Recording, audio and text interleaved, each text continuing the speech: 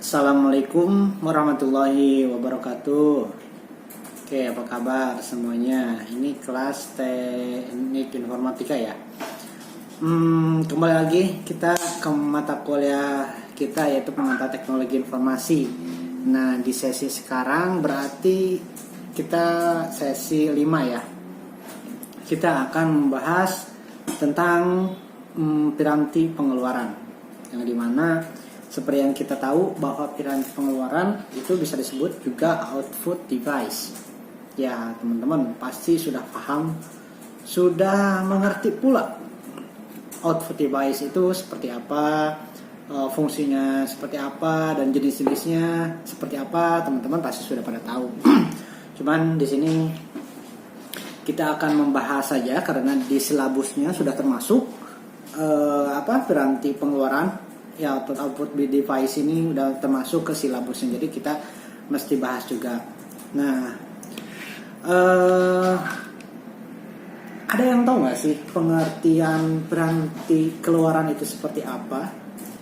Segala sesuatu yang dapat menghasilkan atau menampilkan hasil dari proses pengolahan yang hasil dari pemrosesan input tersebut, gitu. Jadi dalam output device ini kita akan membahas, ini ada outline-nya ya. Yang pertama ada monitor, printer, plotter, komputer output mikrofilm, dan yang terakhir yaitu audio.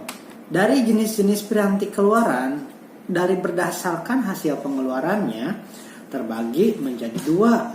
Yang pertama yaitu soft copy, yang kedua yaitu hard copy. Nah, kenapa disebut soft copy? Karena ini berbasis file atau menampilkan hasil dari pengeluaran yang bukan berupa fisik, seperti monitor, LCD, infocus dan lain sebagainya sebagai soft copy-nya ya. Nah, sekarang untuk hard copy-nya itu adalah sebuah cetakan. Contoh printer ya, kertas yang diprinter, terus bender ya yang dicetak di mesin percetakan yang disebut juga plotter, juga mikrofilm tuh ya. Nah, sekarang kita akan bahas jenis-jenis monitor itu seperti apa aja sih. Nah, dari monitor tersebut terbagi ke 3 bagian. Yang pertama ada CRT, yang kedua LCD, yang ketiga plasma. Panjangan dari CRT yaitu cathode ray tube.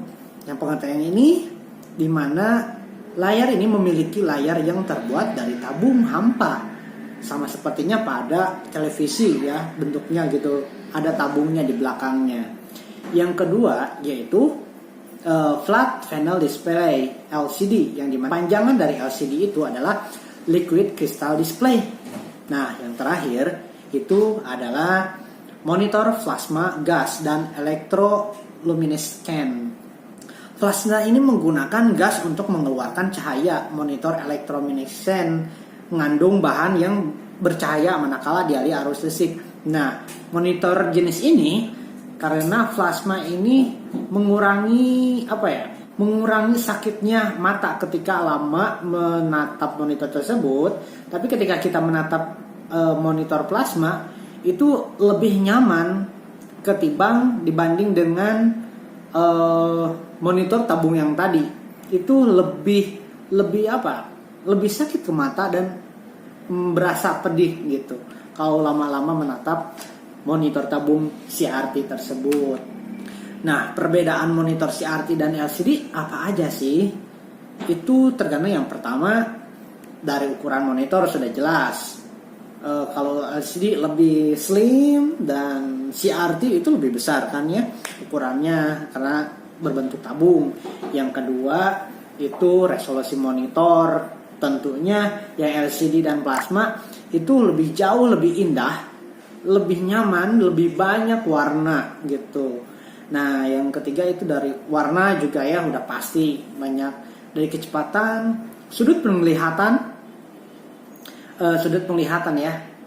Ini juga berpengaruh. Misalkan teman-teman kalau misalkan lihat dari samping, dari depan, dari mana segi sudut pandang tersebut, teman-teman bisa dibedakan antara monitor CRT, monitor plasma, LCD gitu. Pasti ada perbedaannya.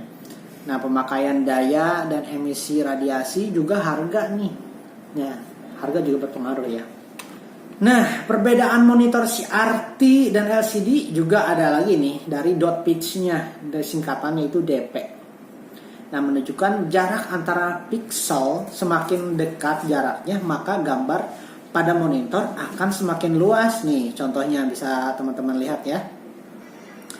Oke, dan sekarang ada interlace dan non-interlace. Yang dimana interlace monitor adalah jenis monitor yang menampilkan informasi dalam layar melalui dua tahapan. Sedangkan non-interlace monitor hanya menggunakan satu tahapan saja. Jadi seperti itu. Nah, sekarang kita akan bahas tentang printer. Nah, printer ini adalah segala sesuatu atau peranti yang bisa digunakan untuk membuat cetakan pada kertas berdasarkan teknologi percetakannya. Peranti printer biasanya dikelompokkan menjadi beberapa nih. Ada jenis-jenisnya maksudnya. Yang pertama ada printer inkjet, yang dimana printer jenis cetakan ini dilakukan dengan memukulkan sekelompok pin atau jarum ke pita tinta seperti itu. Nah, ini contoh gambarnya. Nah, sekarang ada beberapa kategori printer inkjet, yaitu pertama dot matrix, yang dimana printer yang menggunakan kepala cetak berupa sekumpulan jaruman. Yang kedua, dash wheel printer yang menggunakan roda yang berisi karakter-karakter. Dan yang terakhir yaitu line printer, printer yang mencetakkan satu baris per waktu. Gitu. Nah, yang kedua jenis printer yang kedua yaitu printer thermal. Untuk dapat menghasilkan cetakan berwarna, printer thermal memerlukan kertas berlapis lilis atau parafin dan panas yang akan membakar titik-titik pada kertas khusus. Yang ketiga, ada printer inkjet. Printer inkjet ini printer yang memberikan cetakan dengan menyemprotkan titik-titik tinta yang bermuatan listrik ke kertas cetakan. Nah, yang keempat yaitu printer laser. Nah, printer laser ini merupakan printer yang dirancang untuk mainframe memiliki kecepatan sekitar 229 halaman per menit. Seperti itu printer. Nah, plotter anti keluaran yang dapat menghasilkan grafik atau gambar dengan kualitas tinggi dan berwarna. Plotter sering kali digunakan untuk membuat peta gambar-gambar arsitektur atau ilustrasi 3 dimensi yang biasanya berukuran terlalu besar bagi printer, seperti itu. Jadi seperti itu ya. Jadi output device ini pasti teman-teman paham, bisa memilah dan memilih mana yang dimaksud input device, mana yang dimaksud itu output device.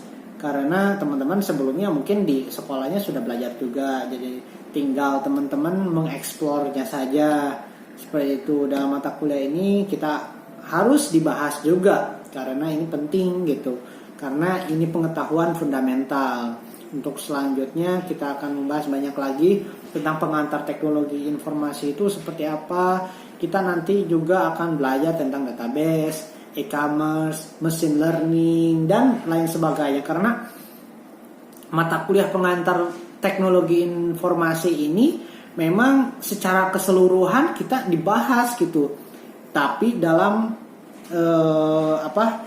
dalam frame luas gitu. Jadi tidak spesifik. Tapi di dalam mata kuliah yang lain teman-teman akan belajar lebih spesifik lagi, seperti basis data, mata kuliah basis data nanti e-commerce ada, terus machine learning ada. Cuman di mata kuliah pengantar teknologi informasi ini kita bahas juga gitu. Namun masih fundamental. Jadi untuk selebihnya persiapan untuk mata kuliah selanjutnya teman-teman bisa gali tuh lebih dalam lagi mata kuliah yang teman-teman sukai, karena di semester akhir teman-teman harus memilih konsentrasinya mau kemana kah gitu, mau ke software engineering kah, mau ke jaringan kah, mau ke AI artificial intelligence atau lain sebagainya, banyak sekali. Jadi teman-teman silahkan dipersiapkan dari sekarang dengan bermodalkan mata kuliah pengantar teknologi informasi ini. Teman-teman bisa gali karena ada bayangan ke depannya akan belajar apa saja seperti itu. Jadi sebagai pengantar teknologi informasi ini memang mata kuliah yang sangat mendasar sekali, karena teman-teman juga pasti sudah dapatkan waktu sekolah, tapi ini teman-teman harus dibahas juga karena sudah termasuk udah include di silabusnya seperti itu. Jadi mungkin itu saja ya yang bisa saya sampaikan pada pertemuan kali ini. Selamat mempelajari, mendalami, jadi seperti printer. Teman-teman tidak sekedar hanya tahu printer aja, cetak aja. Nah, teman-teman bisa explore tuh bagaimana cara kerjanya, proses pemrosesan pencetakannya seperti apa gitu. Jadi teman-teman bisa lebih menggali lagi ya. Oke, mungkin dari saya cukup sekian. Terima kasih banyak. Wassalamualaikum warahmatullahi wabarakatuh.